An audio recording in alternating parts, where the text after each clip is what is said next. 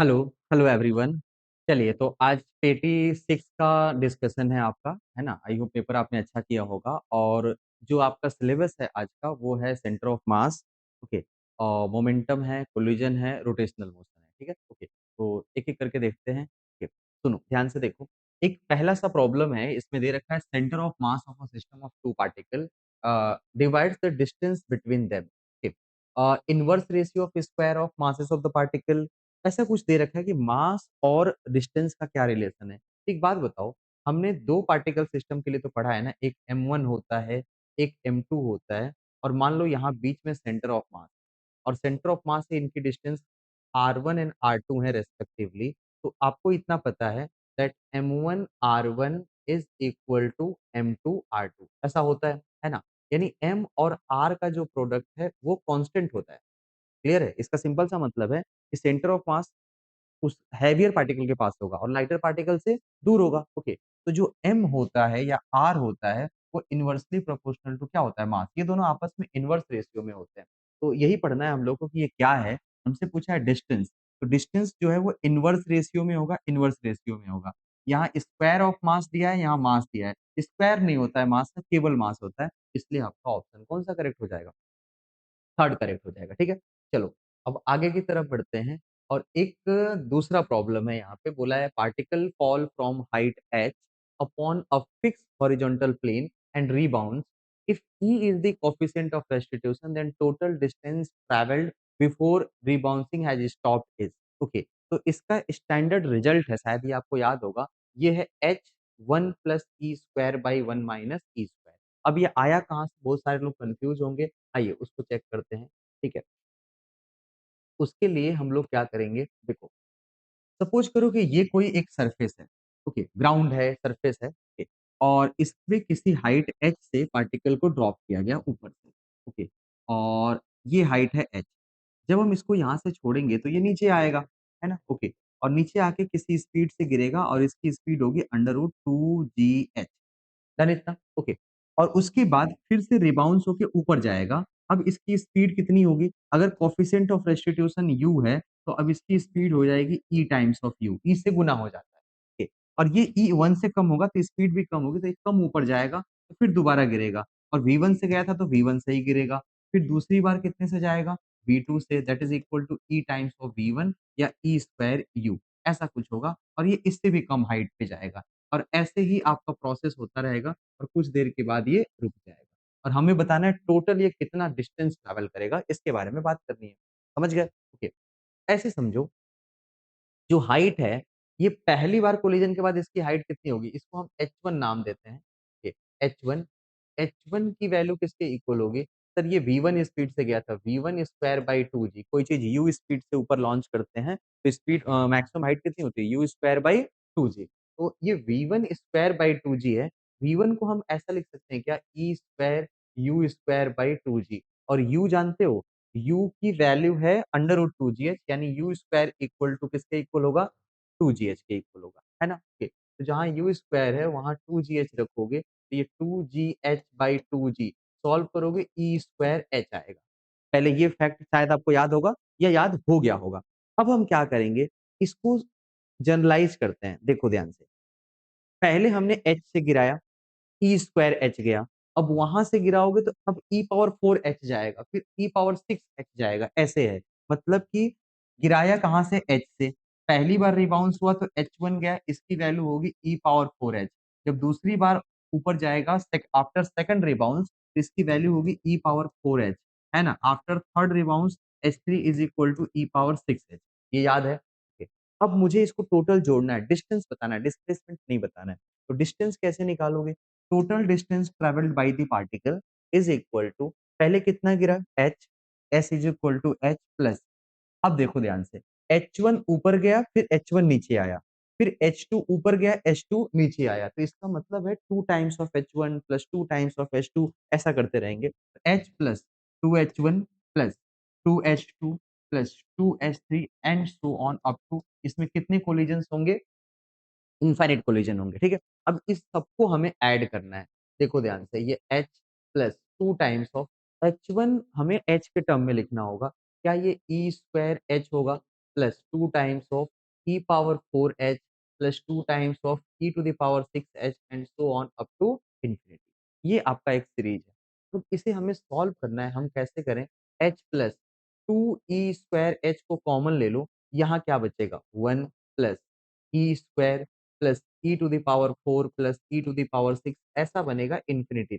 ये एक geometric progression है। अगर इसको ध्यान से देखें तो ये जीपी है और इनफाइनाइट टर्म ऑफ जीपी का जो सम होता है ये होता है ए बाई 1 माइनस आर। ए उसका फर्स्ट टर्म है ना? ओके। और आर जो होता है वो होता है कॉमन रेशियो, किससे गुना हो रहा है? ओके। जिस फैक्टर से गुना होता है वो कॉमन रेशियो होता है। तो यहाँ पर जो है फर्स्ट टर्म 1 है, ओके, और हर टर्म में ई स्क्वायर से मल्टीप्लाई हो रहा है। E square multiplied by E square multiplied by E square, तो बढ़ता चला जा रहा है। चलो इसको सॉल्व करते हैं। H plus 2 times of E square H, और यहाँ फॉर्मूला लगा दो। ए कितना है? 1 अपॉन 1 माइनस आर की जगह क्या लिखोगे? ई स्क्वायर। ये क्लियर हुआ? ओके। अब इसको सॉल्व कर लेते हैं। ये h कॉमन ले लो, यहाँ बचा 1 प्लस ये कितना है भाई? ये है 2e square by 1 minus E square. ये आपका फाइनल आंसर आ रहा है। बट ये अभी भी उस फॉर्मेट में नहीं है जैसा ऑप्शन दिया है। इसको और अच्छे से सॉल्व करते हैं। 1 minus E square plus 2e square upon 1 minus E square.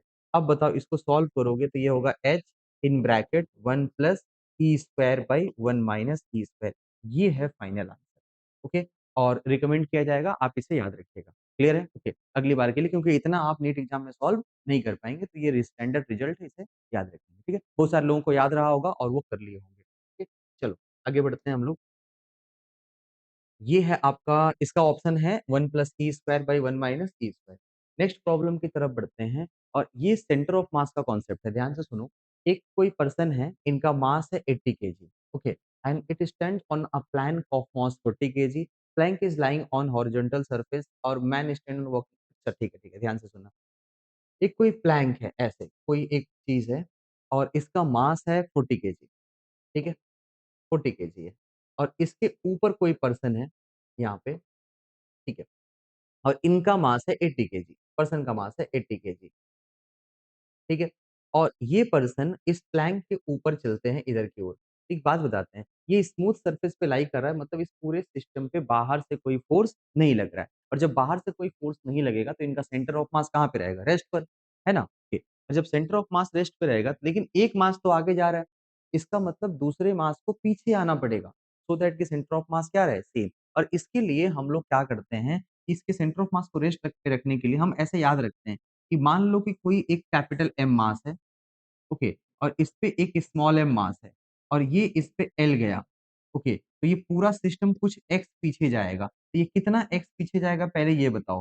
तो ऐसे लिखते हैं, displacement x is equal to, ये मुझे याद होना चाहिए, m l by small m plus capital M. ये कहाँ से आया भाई? मैं आप बता देता हूँ। ये गया एल आगे, तो एक्चुअल में एल नहीं आगे गया, ये तो उसी के ऊपर एल आगे गया है। जब उसके ऊपर एल आगे जाएगा तो वो एक्स पीछे आ रहा है, तो उसका net displacement l minus x है।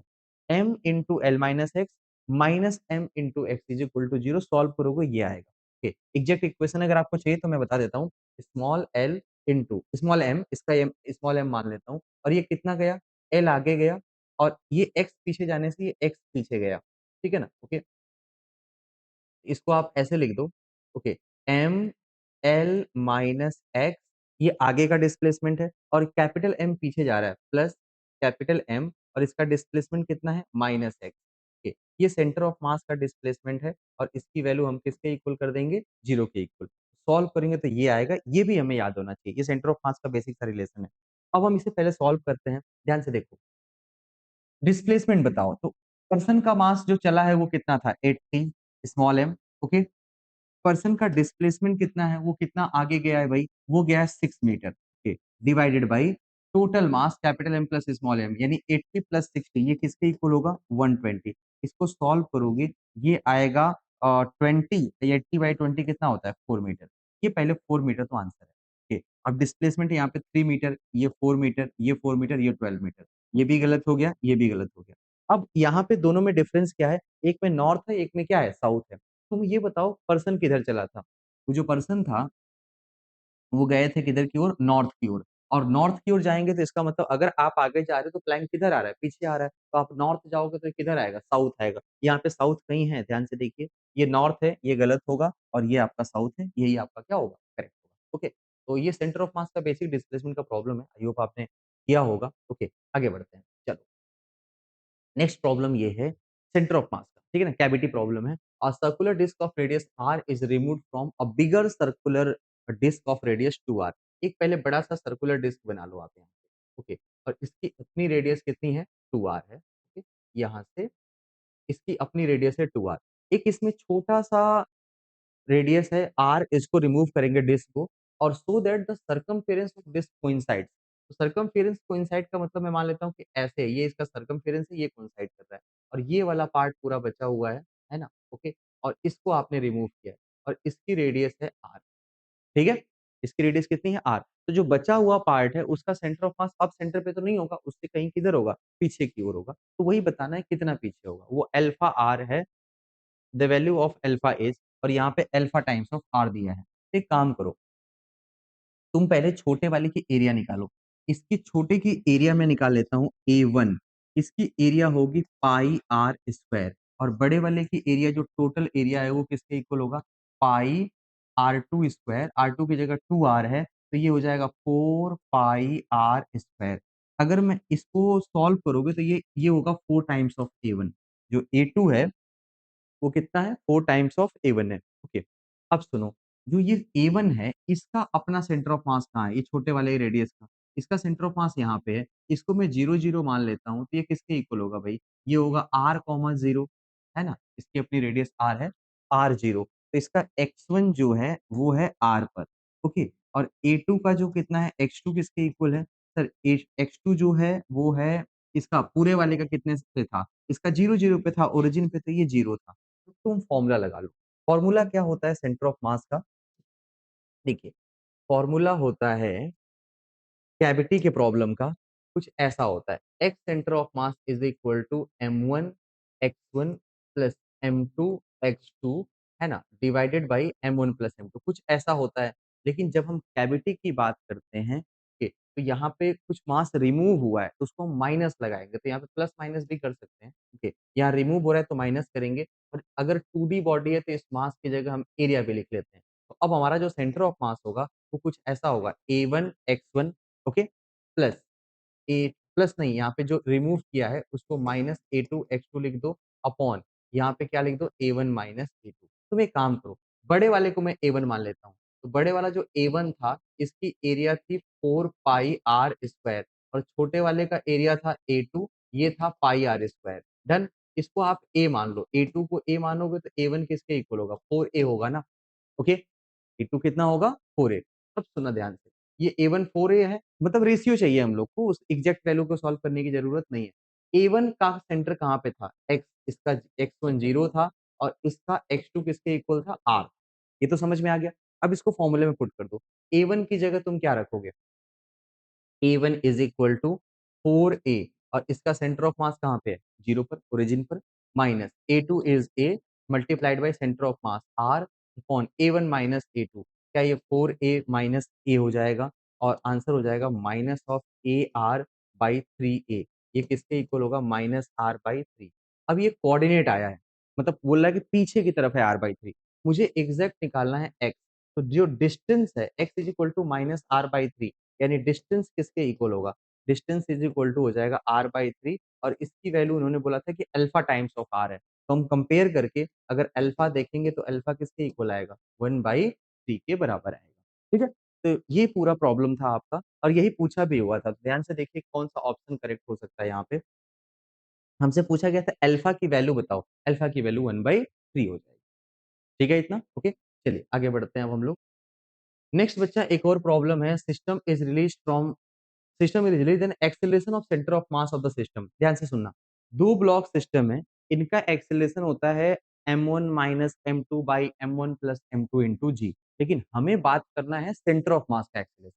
सेंटर ऑफ मास का एक्सेलरेशन टू ब्लॉक सिस्टम के लिए डायरेक्ट फॉर्मूला है, शायद किसी ने याद किया होगा, m1 minus m2 divided by m1 plus क्या होगा? m2 और इसका क्या होगा भाई? होल स्क्वायर टाइम्स ऑफ जी। ये होता है सेंटर ऑफ मास का एक्सेलरेशन। ठीक है, ओके, ये बेसिक सा फॉर्मूला है, ये आपको लर्न होना चाहिए। चलिए हम लोग फॉर्मूले में वैल्यू पुट कर देते हैं। यहाँ होल स्क्वायर नहीं करोगे तो सिस्टम का एक्सेलरेशन आएगा, वो सेंटर ऑफ मास का एक्सेलरेशन नहीं होगा, हमसे सेंटर ऑफ मास का पूछा है।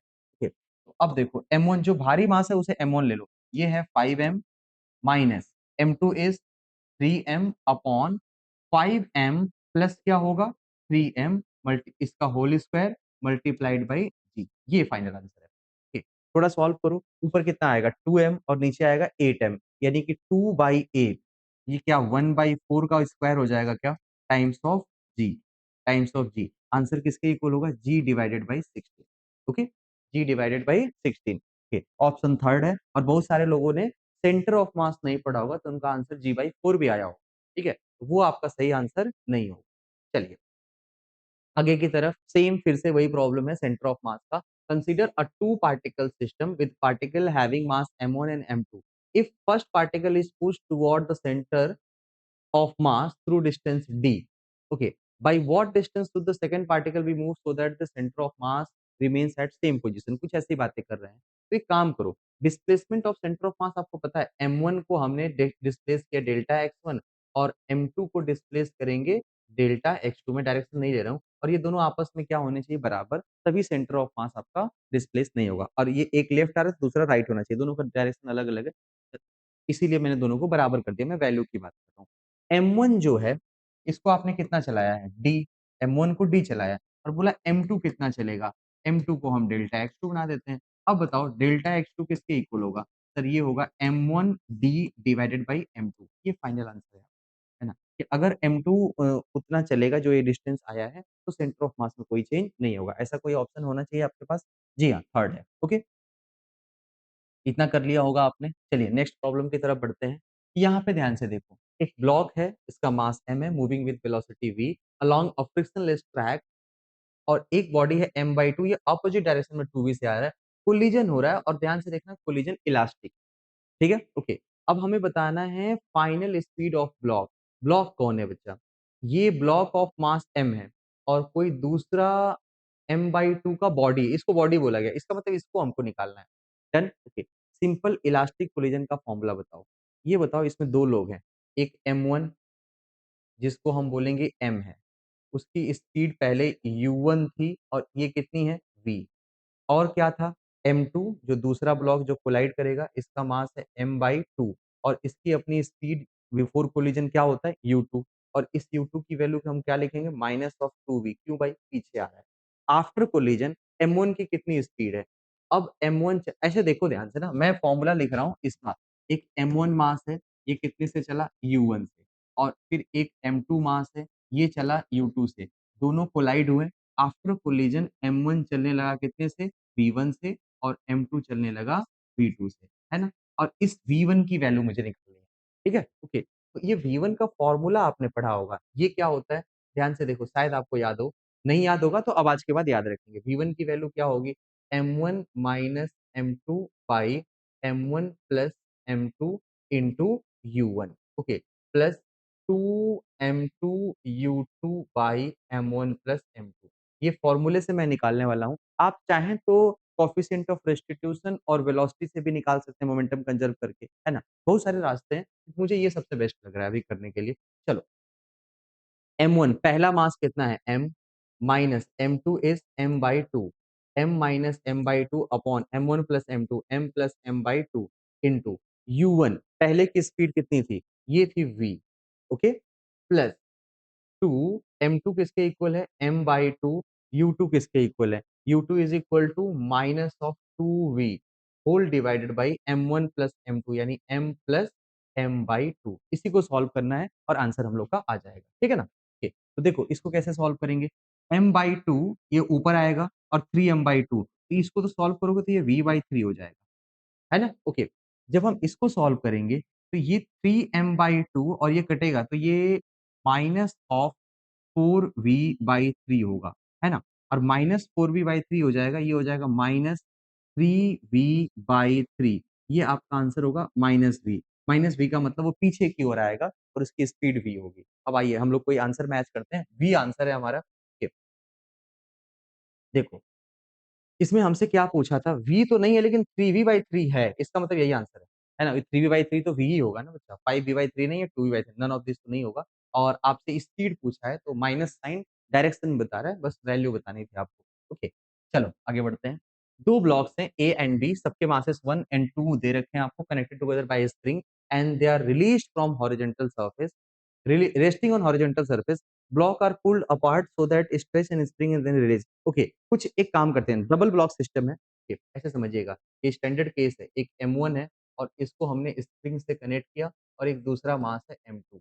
ठीक है, ओके, और इसको हमने चला दिया, तो ये जानते हो क्या होगा, ऐसे ऐसे ऑसिलेशन होगा कुछ इस तरीके से।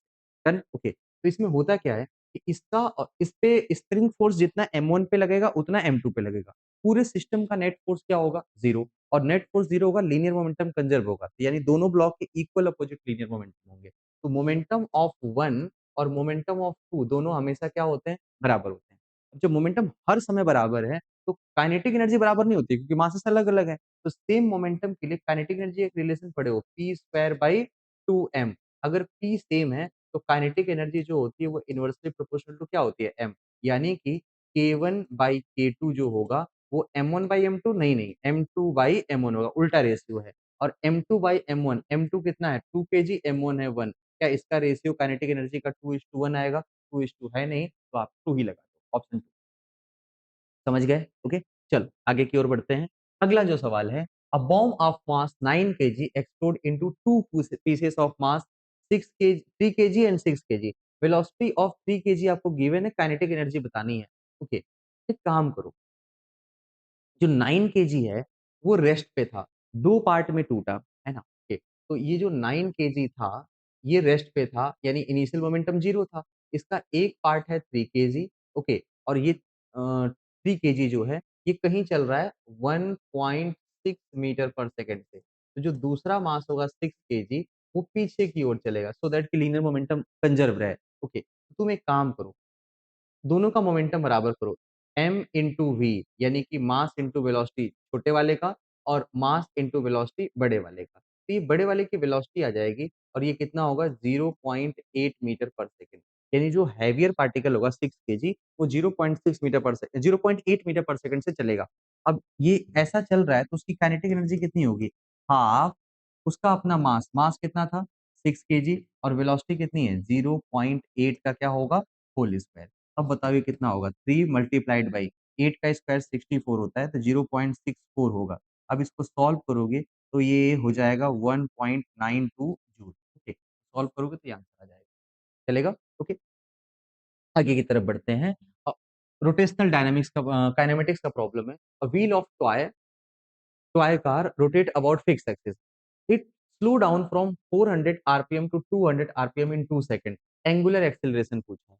ये बताओ, ये आरपीएस दिया है, आरपीएम भी नहीं, ये आरपीएस है, रोटेशन पर सेकंड। हमें एंगुलर स्पीड जो है वो किसके इक्वल होती है, 2 पाई एन के बराबर होती है। एन जो है वो आरपीएस है, एन क्या है, आरपीएस। अगर ये आरपीएम होता तो 2 पाई एन/60 करते। तो ये बताओ पहले कितनी स्पीड थी, ओमेगा वन, 2 पाई, और एन की जगह कितना है 400। इसका मतलब ये है कि ये है 800 पाई, ठीक है। और जो ओमेगा टू है, अब ये रेडियन पर सेकंड में आ गया, 2 पाई एन की जगह कितना है 200। इसका मतलब ये किसके इक्वल हो गया 400 पाई। और ये सारी यूनिट क्या है, रेडियन पर सेकंड, और ये भी क्या है, रेडियन पर सेकंड। ये दोनों ही रेडियन पर सेकंड और रेडियन पर सेकंड में है। अब हमें क्या करना होगा, हमें एंगुलर एक्सेलरेशन बताना है। ये बताओ angular acceleration alpha, change in angular velocity that is omega two minus omega one by time interval, यही होता है ना, एज पर द डेफिनेशन यही तो है आपका रिलेशन। अब बताओ ओमेगा टू कितना है फाइनल, ये है 400 पाई, माइनस ये कितना है 800 पाई, और डिवाइडेड बाई टाइम, कितना टाइम लग रहा है 2 सेकंड। ये बताओ 400 माइनस क्या, ये -400 पाई/2 होगा, यानी कि ये हो जाएगा -200 पाई, और इसकी यूनिट क्या होगी, रेडियन पर सेकंड स्क्वायर। ये एक्सेलरेशन नेगेटिव है, मतलब रिटार्डेशन है, और आपसे रिटार्डेशन ही पूछा है। 200 पाई आपका क्या हो जाएगा, आंसर हो जाएगा, ठीक है। चलिए अब आगे की तरफ बढ़ते हैं। एक यूनिफॉर्म डिस्क है, ठीक है, और इसका दिया हुआ है आपको मास, और रेडियस आपको दे रखी है, और ये चल रहा है किसी एक्सिस के अबाउट सेंटर पे। और हम लोग क्या कर रहे हैं, एक छोटा सा और मास है, इसकी पहले स्पीड ओमेगा थी, एक छोटा मास m/4 है, इसको जेंटली प्लेस्ड कर दिया गया और coaxially, okay, angular momentum of the angular velocity पूछा हुआ है। एक बात बताओ, जब कोई चीज सिस्टम रोटेट कर रही है और वहां पे कोई मास ला के रख देते हैं, है ना, तो रखोगे और अब आपने जेंटली प्लेस किया है, इसका सिंपल सा मतलब है कि सिस्टम पे कोई नेट टॉर्क नहीं लगेगा, और जब नेट टॉर्क नहीं लगेगा तो टोटल एंगुलर मोमेंटम हमेशा क्या रहता है, कंजर्व के। तुम ऐसे समझो, using conservation of angular moment, हम क्या करेंगे, कंजर्वेशन ऑफ एंगुलर मोमेंटम। पहले मोमेंट ऑफ इनर्शिया I1 है, स्पीड है omega 1, that is equal to दूसरा मोमेंट ऑफ इनर्शिया I2 और उसकी स्पीड बदल गई ओमेगा 2। ठीक है, इसी को सॉल्व करना है। एक डिस्क था, उसका मास m, रेडियस r है, तो ये मास m है और रेडियस r है, तो इसका moment of inertia mr² by 2 होगा, है ना, ओके।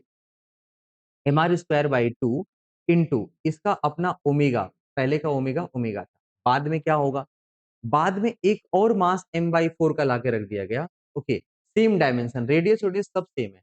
अब जो मास हो जाएगा वो m+m/4 है ना, टोटल मास दोनों डिस्क का मिला के, रेडियस सेम है, r² by 2 इंटू अब नया ओमेगा डैश, जो मुझे फाइंड आउट करना है ओमेगा 2।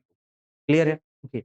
इसको पूरा सॉल्व करोगे तो r² by 2 कैंसिल हो जाएगा, ये हो जाएगा m ओमेगा इक्वल टू 1+1/4 होता है 5/4 m times of omega dash, m से m भी कैंसिल होगा और ओमेगा डैश की वैल्यू किसके इक्वल होगी, 4 ओमेगा/5। ये आपका फाइनल आंसर होने वाला है। समझे आप लोग, ओके। ऐसा कोई आंसर है, जी हाँ, सेकंड ऑप्शन है। क्लियर है, ओके। चलिए अब थोड़ा सा आगे बढ़ते हैं हम लोग आगे की तरफ।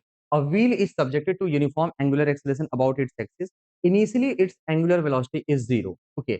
फर्स्ट 2 सेकंड में कुछ θ1 चलता है, नेक्स्ट 2 सेकंड में, भाई साहब ये तो डिस्टेंस रेशियो का प्रॉब्लम है, 1D में भी पढ़ा होगा। कोई चीज इनिशियल स्पीड होती है जीरो, है ना, और एक्सेलरेशन होता है कांस्टेंट, ओके। तो किसी टी टाइम में चला है S1, फिर अगले टी टाइम में S2 चला है और फिर S3 चला है, तो ये डिस्टेंस के रेशियो S1, S2, S3 ये सब क्या होते हैं, ये जो रेशियो होता है ये होता है 1:3:5:7, ऐसे ऑड नंबर के रेशियो में होते हैं। तो ये जो काइनेमेटिक्स के लिए रिजल्ट सही है, वो रोटेशनल काइनेमेटिक्स के लिए भी सही है। यहाँ पे ध्यान से देखो, इनिशियल वेलोसिटी जीरो और आपकी यूनिफॉर्म एंगुलर एक्सेलरेशन लिखा है, मतलब अल्फा कांस्टेंट है, ये कंडीशन सही है। बस लीनियर डिस्टेंस की जगह क्या हो जाएगा, एंगुलर डिस्टेंस, θ1, θ2, θ3, इसका रेशियो किसके इक्वल होगा, 1:3:5 ऐसा होगा, ये याद रखना है। ओके, तो ये बताओ θ2/θ2, θ1 कितना होगा, 3/1, यानी कि आंसर कौन सा हो जाएगा,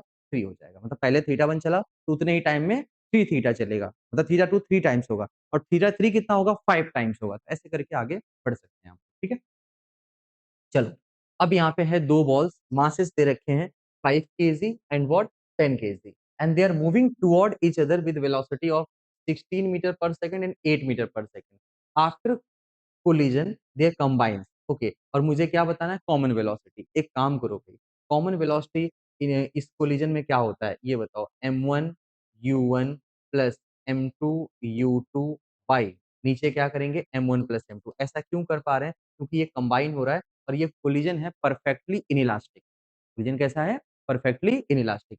चलो आओ देखते हैं, यहाँ पे दोनों ऑपोजिट डायरेक्शन में चल रहे हैं, यानी कि जो 5 kg वाला है वो इधर की ओर चल रहा है, कितनी स्पीड से, 16 से, और दूसरा 10 kg जो है वो वापस इधर की ओर आ रहा है with the speed of 8 metre per second. तो ये एक का पॉजिटिव लेंगे तो दूसरे का नेगेटिव लेंगे। ये बताओ 5 × 16, और यहाँ माइनस रखना पड़ेगा क्योंकि U2 माइनस होगा, 10 × 8 और नीचे टोटल मास रखोगे 15। ये ध्यान से देखो, ये 80 है, ये भी 80 है, और नेट वैल्यू क्या हो जाएगी, जीरो। मतलब दोनों कंबाइंड हो जाएंगे और चलेंगे नहीं, क्योंकि नेट सिस्टम का मोमेंटम पहले जीरो था, बाद में भी क्या रहेगा, जीरो ही रहेगा।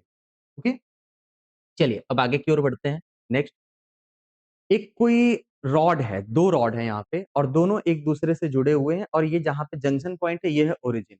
और हमें क्या बताना है, सेंटर ऑफ मास का टू यूनिफॉर्म रॉड, मतलब तीन यूनिफॉर्म रॉड है, and but made up of the different material, यानी डेंसिटी दोनों की सेम नहीं है, बट यूनिफॉर्म है, अलग अलग यूनिफॉर्म है, और इसका मटेरियल अलग अलग है। Kept as soon can be if meeting point of the origin.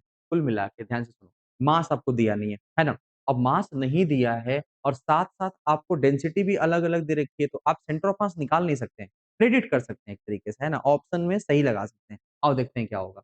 पहले ऐसे सोचो, इस दूसरे वाले का इसका सेंटर ऑफ मास पहले वाले का सेंटर ऑफ मास कितने पे होगा? L/2 पे होगा। यहाँ से x कोऑर्डिनेट और यहाँ से y कोऑर्डिनेट भी कितना होगा? L/2 होगा। और x कोऑर्डिनेट इसका 0 होगा और इसका y कोऑर्डिनेट क्या होगा? 0। तो ये 0, L/2 और ये L/2, 0। इस पूरे सिस्टम का पहले एक्स सेंटर ऑफ मास निकालो। एक्स सेंटर ऑफ मास किसके इक्वल होगा? इसको m1 मानते हैं, इसको m2 मानते हैं। ये बताओ m1 और x1, x1 कितना होगा? x1 होगा L/2 प्लस m2, क्योंकि मासेस तो हमको पता ही नहीं है, और इंटू x2 कितना होगा? 0, और नीचे क्या होगा?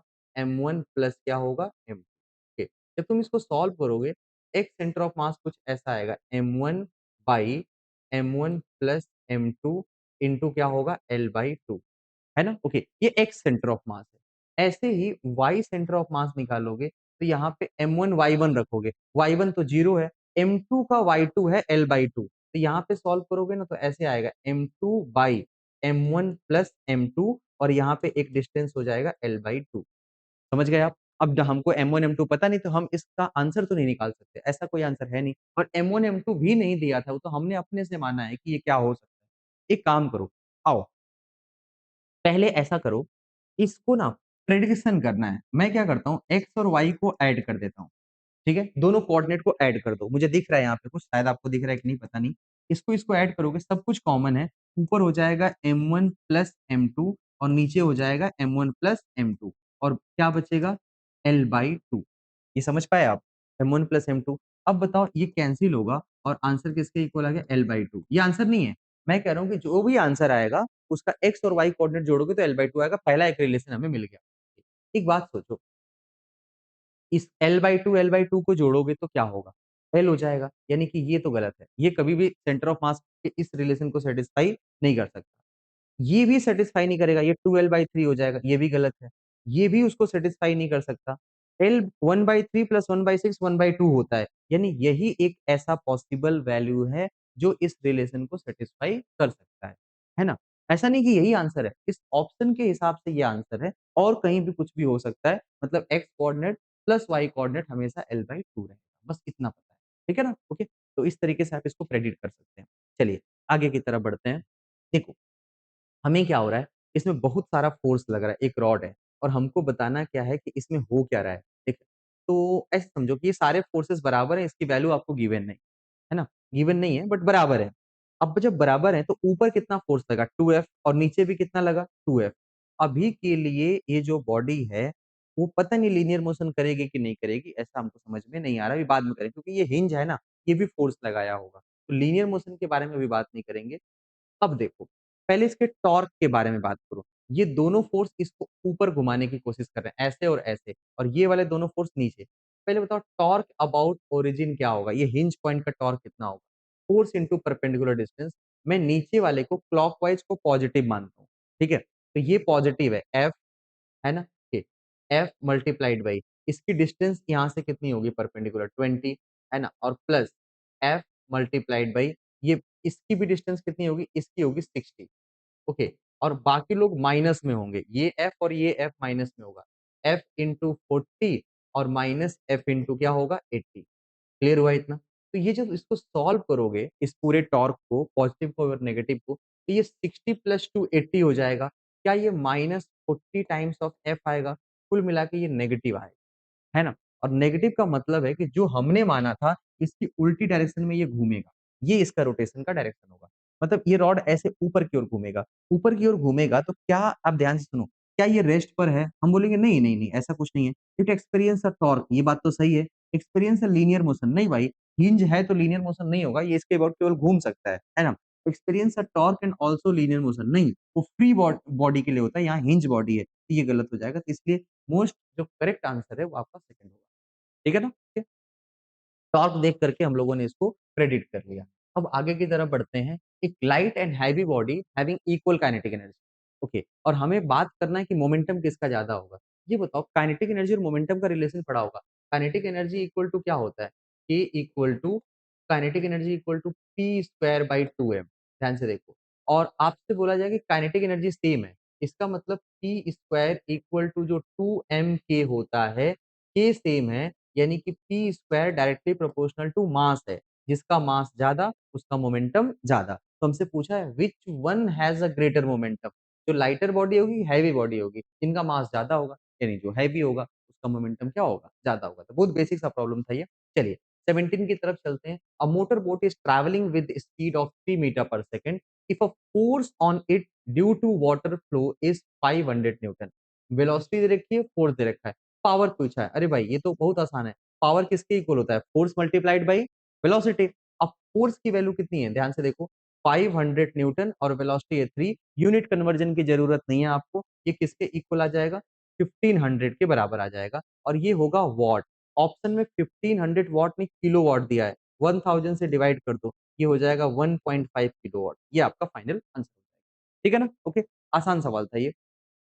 नेक्स्ट आगे की तरफ बढ़ते हैं। एक इलेक्ट्रिक मोटर है, it exert a force of 40 newton on a cable and pull it by distance of 30 metre in 1 minute. आपको पावर बताना है, तो ये बताओ पहले इसका वर्क डन निकालो। पावर कैसे निकालेंगे, work divided by time. Okay, पहले वर्क निकालो, वर्क किसके इक्वल होगा, फोर्स इनटू डिस्टेंस। ओके, और पावर किसके इक्वल होगा, वर्क अपॉन टाइम, यानी सिंपल सी कैलकुलेशन है, force into distance by time. ये हम एवरेज पावर की बात कर रहे हैं, ओके, मोटर के। फोर्स है 40 न्यूटन, डिस्टेंस कितना है 30 मीटर, और टाइम है 1 मिनट। 1 मिनट को हम क्या बोलते हैं, 60 सेकेंड। ठीक है ना, ये जूल पर सेकंड में ये वॉट आएगा, इसको कैंसिल कर दो, ये 2 हो जाएगा, 40/2 कितना होता है, 20 वॉट। यही आपका फाइनल, समझ पाए। ठीक, चलिए आगे बढ़ते हैं। यहाँ पे क्या है कि एक कोई कर्व रोड है। अरे भाई ये तो हम लोग का एक फिक्स आंसर है ना, ध्यान से देखो। कोई भी साइक्लिस्ट किसी कर्व रोड पे जब मुड़ता है तो ये वर्टिकल से किसी एंगल पे मुड़ जाता है ना, ओके। ये पर्सन है और ये साइकिल चला रहे हैं, ओके, तो ये वर्टिकल से किसी थीटा एंगल पे मुड़ जाते हैं, और ये रिलेशन टेन थीटा किसके इक्वल होता है, ये होता है v² /r g। ये रिजल्ट है, ये याद होना चाहिए, bending of cyclist on curve road. Okay, इसका आंसर कौन सा है, 4 है, इसमें ज्यादा कुछ करने की जरूरत नहीं है। ओके, आगे बढ़ते हैं। एक कोई ब्लॉक है, स्ट्रिंग से वर्टिकल सर्कल में घुमाया जाता है, ओके, और हमसे बोल रहा है कि स्ट्रिंग के ऊपर स्लैग ना करे सबसे टॉप मोस्ट पॉइंट पे, तो कितनी वेलोसिटी होनी चाहिए। ऊपर की जो क्रिटिकल वेलोसिटी होती है वो अंडर रूट GR होती है, नीचे की क्रिटिकल वेलोसिटी अंडर रूट कितनी होती है, 5 GR। ओके, अलग अलग पॉइंट का अलग अलग होता है, यहाँ का हॉरिजेंटल पॉइंट का अंडर रूट 3 GR, यहाँ का क्या होता है, अंडर रूट 3 GR। ओके, हमसे हाईएस्ट पॉइंट का पूछा है, आंसर कितना होगा, अंडर रूट 3 GR। ओके, कोई ऐसा ऑप्शन है, फोर्थ है। और ये ऐसे ही जो ऑप्शंस है ना, इनमें कंफ्यूज भी नहीं होना, ये तो डायमेंशनली एक ही वेलोसिटी है, बाकी चीज तो अलग अलग है, समझे आप। ओके, तो केवल एक ही आंसर सही है इसका। चलिए आगे की तरफ आगे बढ़ते हैं। A grindstone increases its angular speed from 4 to 12, okay, in 4 seconds. Through what angle does the turn during that time interval if angular acceleration is constant? भाई सिंपल काइनेमेटिक्स है। पहले ये बताओ, इस ये एक्सेलरेट कर रहा है, एक्सेलरेशन किसके इक्वल है, acceleration alpha equal to omega 2 - omega 1, यानी कि omega 2 - omega 1 by time t. Omega 2 final speed है 12, पहले था 4, और कितना टाइम लगा 4, क्या ये 8/4 है, और इसे हम क्या बोलेंगे, 2 रेडियन पर सेकेंड स्क्वायर। ये इसका अल्फा है, मतलब एक्सेलरेशन है। और मुझे बताना है कि वो कितना घूमा है, थीटा बताना है, ओके। और थीटा 0 से नहीं है, तो आप ये बात बताओ थीटा कैसे निकालेंगे, ऐसे निकाल लो। आप s equal to UT plus half at square जानते हो, तो ऐसे लगा लो, theta is equal to omega 0 t plus half alpha T square. और भी रास्ते हैं, आप second equation of motion, third equation of motion, कुछ भी लगा सकते हो। पहली स्पीड कितनी थी, 4, है ना, पहले स्पीड कितनी थी, 4, मल्टीप्लाइड बाई कितना टाइम है, 4 second, okay, plus half alpha कितना है, 2, और टाइम 4 का स्क्वायर, ये 16, और प्लस ये बताओ, ये भी 2 से 2 16 होगा, 16 प्लस 16 कितना होगा, 32 रेडियन। बस, तो ये आपका फाइनल आंसर था। ओके, चलो आगे की तरफ बढ़ते हैं। नेक्स्ट, अब इसमें फिर से ये भी रोटेशन का प्रॉब्लम है, इसे देखो। टॉर्क लगा है 30 न्यूटन मीटर का, और मास है 5 kg, मोमेंट ऑफ इनर्शिया दे रखा है, तो फिर मास से हमें कोई लेना देना नहीं है, टाइम दे रखा है 10 सेकेंड। ठीक है, तो angle by which the wheel in 10 second will be, कितना एंगल वो घूमा है, फिर से वही सवाल है एंगुलर डिस्प्लेसमेंट का। तुम एक काम करो, सबसे पहला एक्सेलरेशन निकालो। टॉर्क इज इक्वल टू क्या होता है? आई अल्फा, जैसे f equal to M a होता है। तो अल्फा की वैल्यू किसके इक्वल होगी? Torque divided by moment of inertia. Torque की वैल्यू कितनी है? 30, और मोमेंट ऑफ इनर्शिया कितना दे रखा है? 2। क्या ये टॉर्क 15 आएगा? सॉरी, अल्फा कितना आएगा? 15। और ये बताओ, इनिशियल स्पीड जीरो थी, है ना? इनिशियल स्पीड जीरो है, कुछ दिया नहीं तो जीरो मान लो। अब ये बताओ, जैसे S equal to half A T square होता है, वैसे ही थीटा किसके इक्वल होगा? Half alpha T square. Half alpha कितना है? अल्फा इज 15, अभी आपने निकाला है। और टाइम कितना है? 10। 10 का स्क्वायर, 10 का स्क्वायर 100 होगा। ओके, तो 100/2 50 होता है, तो 15 मल्टीप्लाइड बाई 50, ये शायद 750 आएगा, और इसकी यूनिट क्या होगी? रेडियन। ये करेक्ट आंसर। समझ गए? ठीक है, चलो आगे बढ़ते हैं। नेक्स्ट हमारे पास एक सेटअप है जिसमें 3 रॉड हैं। ओके, ये 3 रॉड हैं। ओके, और एक बड़ा सा ये रिंग है कि डिस्क है? रिंग है बच्चा। ओके, और मुझे क्या करना है, इसके सेंटर से जो एक्सिस ऐसे बाहर की ओर जा रही है, इसके अबाउट हमको मोमेंट ऑफ इनर्शिया बताना है। तो एक बात बताओ, जो मोमेंट ऑफ इनर्शिया होता है वो इस रिंग का तो एम आर स्क्वायर होता है, इसमें कुछ करने की जरूरत नहीं है। ओके, रिंग का कितना होता है? एम टाइम्स ऑफ, रिंग का मास कितना है? कैपिटल एम है, तो यहाँ पे कैपिटल एम इंटू क्या होगा? आर। ठीक है ना? ओके, और प्लस ये रॉड का इस एक सेंटर के अबाउट कितना होता है? ये होता है ml² बाई 3, ये याद होगा आपको। और ऐसे 3 रॉड हैं, तो आप 3 से क्या करोगे? मल्टीप्लाई कर दोगे। और ये लेंथ नहीं है, ये रेडियस ही है। कुल मिला के फाइनल हो जाएगा mr², इसकी लेंथ रेडियस के ही बराबर होगी। तो plus small M R square, और 3 से 3 कैंसिल हो जाएगा। इसको सॉल्व करो, capital M plus small M times of R square, ये आपका फाइनल आंसर है। सेकंड ऑप्शन होगा। ठीक है, 3 रॉड और 1 रिंग, इसको सॉल्व कर लिया हम लोगों ने। आगे का प्रॉब्लम हम लोग को देखते हैं। देखो, एक हॉलो स्फीयर है, it is performing pure rolling, then find acceleration of its centre of mass. भाई ये थोड़ा अच्छा सवाल है, आइए इसको सॉल्व करते हैं। फोर्स एफ है, मास एम है, और यहाँ पे रफ है। जानते हो क्या होगा? ये एक एक्सेलरेटेड मोशन स्टार्ट करेगा, और जब एक्सेलरेटेड मोशन स्टार्ट करेगा तो उसमें इसके पास कुछ न कुछ फ्रिक्शन भी लगेगा, क्योंकि बिना फ्रिक्शन के ये रोलिंग नहीं कर पाएगा इस कंडीशन में। तो हमें बताना है सेंटर ऑफ मास का एक्सेलरेशन। आइए इसको सॉल्व करते हैं, थोड़ा कॉन्सेप्चुअल प्रॉब्लम है। देखो, हमारे पास एक बॉडी है ना? और ये किसी रफ सरफेस पे रखी हुई है, और हमने लगाया फोर्स एफ। ओके, और ये बॉडी कौन सी है पहले ये देख लेते हैं। रिंग है, डिस्क है, स्फीयर है, क्या है भाई? ये है एक तरीके से हॉलो स्फीयर। ठीक है, अब हॉलो स्फीयर है, चलिए कोई बात नहीं। देखो, ये है हॉलो स्फीयर। हॉलो स्फीयर का मतलब होता है मोमेंट ऑफ इनर्शिया आएगा 2/3 mr स्क्वायर, है ना? अपने इसके अबाउट घूमेगा। सुनो, एक सवाल है। गेम ये है कि आपसे ये पूछा गया कि ये फ्रिक्शन तो है ना? जी हाँ, फ्रिक्शन फोर्स लगेगा किधर? तो ऐसा पहले फील होता है आप लोग को कि फोर्स आगे है तो फ्रिक्शन लगेगा पीछे, ऐसा होगा नहीं। रोलिंग बॉडी एक अलग चीज होती है। यहाँ पे क्या होगा ना कि फोर्स हाईएस्ट पॉइंट पे लग रहा है, इसके आगे जाने की टेंडेंसी है, तो इससे आगे जाएगा तो इससे पीछे की तरफ आएगा। ऐसे ध्यान से इमेजिन करो, ऐसे घूमेगा। टॉर्क भी तो प्रोवाइड करेगा वो, तो टॉर्क प्रोवाइड करेगा तो इसका फोर्स पीछे की ओर लगेगा। ओके, तो फ्रिक्शन हम किधर लगा देंगे? आगे। क्लियर है? तो हम लोग इसका जो फ्री बॉडी डायग्राम बनाएंगे, उसमें फ्रिक्शन कुछ ऐसा मानेंगे। इधर इधर की ओर फोर्स एफ लगेगा, और फ्रिक्शन भी आगे की ओर ही लगेगा। ठीक है?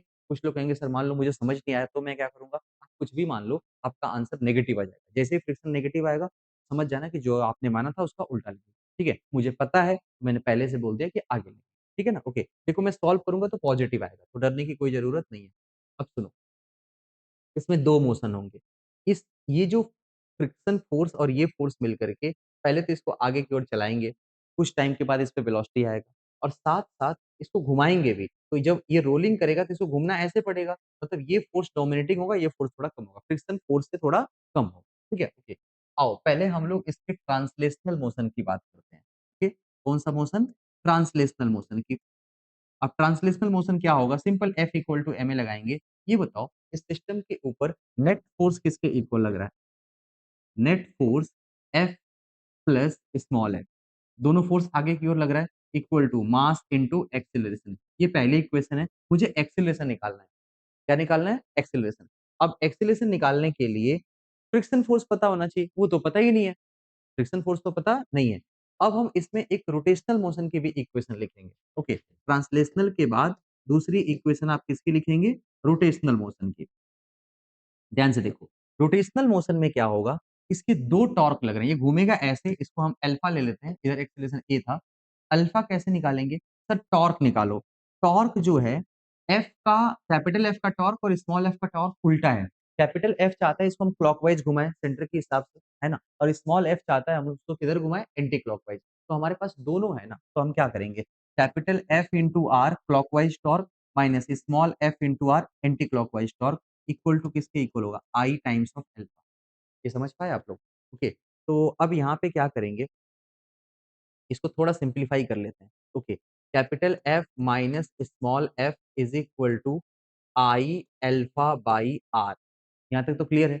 और आई की वैल्यू जानते हो कितना है, 2/3 of M R square into alpha by R. ये रिलेशन है। आई 2/3 क्यों आया, क्योंकि ये हॉलो स्फीयर था। देखो जरा ध्यान से, capital F minus small F is equal to, ये क्या क्या कैंसिल होगा, आर से एक और आर की कैंसिल होगी, 2/3 ऑफ एम आर अल्फा। ये आपकी सेकंड इक्वेशन हो गई, और ये कहां से आई है, रोटेशनल मोशन की वजह से। सोचो, ये तो रोलिंग कर रहा है ना, ठीक, तो रोलिंग की क्या कंडीशन होती है, रोलिंग के लिए जो आपका रिलेशन है एक्सीलरेशन का, A equal to R alpha, ये है आपका third relation. A equal to क्या होता है, आर अल्फा। पहले तो एक काम करो, आर अल्फा की जगह ए रख दो। आर अल्फा की जगह क्या रखेंगे, A. F minus F is equal to 2/3 of M, R alpha की जगह ए रख की बात है। ओके, और यहाँ पे आ गया एम ए। एम ए की वैल्यू जानते हो कितनी है, capital F minus small F. ठीक, तो ऐसे समझो कि इसको आप इक्वेशन सेकंड बना दो, ऐसे, इसको सेकंड मत बनाओ, इसे सेकंड बना दो। ठीक है, जहां आर अल्फा था उसकी जगह हमने ए रख दिया, रोलिंग की कंडीशन। अब हमें एफ नहीं चाहिए, हमें ए चाहिए, तो एक काम करो, इक्वेशन 1 और 2 को ऐड कर दो, फ्रिक्शन फोर्स क्या हो जाएगा, कैंसिल। ओके, तो फ्रॉम 1 + 2, 1 + 2 क्या मिलेगा भाई, capital F plus small F 1 में था, और plus capital F minus small F 2 में था। इसकी वैल्यू कितनी होगी, देखो ध्यान से, M A plus 2/3 of M A, यही तो आएगा ना आपके पास। ठीक है, ध्यान से देखिए, एफ और एफ कैंसिल होगा, यहाँ क्या बचेगा, 2f equal to M A plus 2/3 M A, 3 + 2 कितना होगा, 5/3 टाइम्स ऑफ एम ए, यही आने वाला है। और मुझे एक्सीलरेशन निकालना था, एक्सीलरेशन इक्वल टू 3 से मल्टीप्लाई करो, ये वो आएगा 6f/5 टाइम्स ऑफ एम। ये है एक्सीलरेशन उसकी बॉडी का, है ना। ओके, और हमसे मान लो पूछा जाए फ्रिक्शन, तो हम फ्रिक्शन भी आसानी से निकाल सकते थे इसमें वैल्यू पुट करके, तो हमसे जो भी पूछा जाएगा। और ध्यान से सुनना, ये फ्रिक्शन किधर था कैसा था पता नहीं है, कि फ्रिक्शन उल्टा रहा होता तो भी आंसर यही आएगा, उससे कोई फर्क नहीं पड़ेगा, ठीक है ना। बट आप एग्जैक्ट डिटेल में सॉल्व करोगे तो फ्रिक्शन पॉजिटिव आएगा, इसलिए मैंने आगे की तरफ माना है। आंसर याद रखो, 6f/5m आया है। आइए चेक करते हैं कोई ऑप्शन है या नहीं है। ओके, 6f/5m, ये कौन सा आंसर है भाई, ये तो फर्स्ट आंसर है ना आपका। ओके, और यही पूछा था, एक्सेलरेशन ऑफ सेंटर ऑफ मास पूछा था। ठीक है, चलिए आगे बढ़ते हैं। ये अच्छा, रोलिंग का एक प्यारा सा प्रॉब्लम था ये।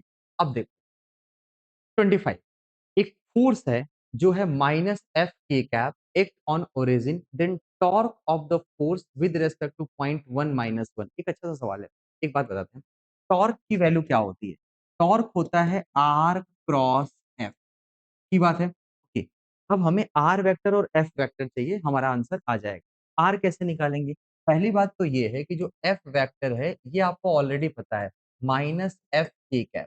ठीक है, केवल K में है। जो पोजीशन वेक्टर है वो ध्यान से देखो, आप ओरिजिन नहीं देख रहे हो, है ना, फोर्स ओरिजिन पे लग रहा है, फोर्स ओरिजिन पे लग रहा है। आपका पॉइंट है 1 - 1, कहीं यहाँ नीचे है 1 और -1, तो यहाँ से इधर नहीं देखना है, इधर से इधर देखना है, ये है आपका आर वेक्टर। ठीक, यानी कि हमें उस पॉइंट से किधर की ओर जाना है, उस पॉइंट से ओरिजिन की ओर जाना है। तो इसका पोजीशन वेक्टर अगर ओरिजिन से देखते तो 1i - j होता, लेकिन यहाँ पे हम r देखेंगे तो ये इसका उल्टा होगा, -i कैप और प्लस क्या होगा, j कैप। ये है हमारा पोजीशन वेक्टर और ये है फोर्स वेक्टर। अब r क्रॉस f रखना है, r क्रॉस f, r की जगह क्या रखोगे, पहले तो ऐसे लिखो, i cap, j cap, k cap, है ना। Okay, i cap, j cap, k cap. अब पहले r बताओ कितना होगा, r की वैल्यू है -1, i कोफिशिएंट, j कोफिशिएंट 1 और k नहीं है, तो इसे क्या बोल देंगे, 0। अब f के बताइए, f में केवल k है, इसका मतलब I0 J0 और ये कितना होगा -f। अब इसको सॉल्व कर लो, आपको आंसर आ जाएगा। ठीक है ना? आई होप कि ये सॉल्व कर पाएंगे आप लोग। ठीक है, चलिए आगे की तरफ बढ़ते हैं। एक और चीज है, एक कोई बॉडी है मास m का, मूविंग विद कांस्टेंट वेलोसिटी। सबसे बड़ी बात ये है कि वेलोसिटी कांस्टेंट है and parallel to X axis. कुल मिलाकर के ये है स्ट्रेट लाइन, है ना? ओके। और जब कोई पार्टिकल स्ट्रेट लाइन चलता है, हमेशा याद है, थियरम है ये, जब भी कोई पार्टिकल स्ट्रेट लाइन पाथ पे ट्रैवल कर रहा है और उसकी वेलोसिटी कांस्टेंट है, मतलब स्पीड भी कांस्टेंट है, डायरेक्शन भी कांस्टेंट है, तो उसका किसी भी पॉइंट के अबाउट एंगुलर मोमेंटम कंजर्व होता है। क्यों सर, ऐसा क्यों होता है? क्योंकि किसी पॉइंट का एंगुलर मोमेंटम होता है mvr sin theta. Okay, mvr sin theta, और r sin theta perpendicular distance होता है। तो मान लो कि पार्टिकल किसी इस पाथ पे ट्रैवल कर रहा है और मैं यहाँ से देख रहा हूँ, इसकी परपेंडिकुलर डिस्टेंस तो हमेशा फिक्स ही रहेगी ना भाई। कि आप यहाँ रहेंगे तो भी परपेंडिकुलर डिस्टेंस यही है, यहाँ रहेंगे तो भी परपेंडिकुलर डिस्टेंस यही है, यहाँ रहेंगे तो भी परपेंडिकुलर डिस्टेंस यही है। जब तक आप स्ट्रेट पाथ पे ट्रैवल कर रहे हैं, तब तक आपका परपेंडिकुलर डिस्टेंस सेम है और एंगुलर मोमेंटम हमेशा क्या रहेगा, कंजर्व। तो इसे हम याद रखेंगे आज के बाद। ठीक है, चलिए आगे की तरफ बढ़ते हैं। एंगुलर मोमेंटम के टर्म में कुछ बताना है, क्या है ये? बहुत ही कन्वेंशनल प्रॉब्लम है भाई, हर बार आएगा। सेंट्रीपिटल फोर्स, सबको पता है सेंट्रीपिटल फोर्स किसके इक्वल होता है? ये होता है mv²/r। लेकिन प्रॉब्लम है, ऐसा कोई ऑप्शन ही नहीं है। क्यों? पूछा है एंगुलर मोमेंटम के टर्म में। एंगुलर मोमेंटम किसके इक्वल होता है सर्कुलर मोशन के लिए? L is equal to mvr। Option पढ़ो, इसमें L है जी हाँ, M है, R है, V नहीं है, V को हटा दो, V यहाँ से हटा दो। V इक्वल टू किसके इक्वल होगा? L by M times of R। ला के यहाँ रख दो। Okay, M by R into V का स्क्वायर। V कितना है? L बाई एम आर का होल स्क्वायर। सॉल्व करोगे L square by M square से एक M कैंसिल हो जाएगा, M बचेगा, R स्क्वायर और R एक किसके इक्वल होगा? R cube. ऐसा कोई ऑप्शन है? फोर्थ दिख रहा है, समझ पाए?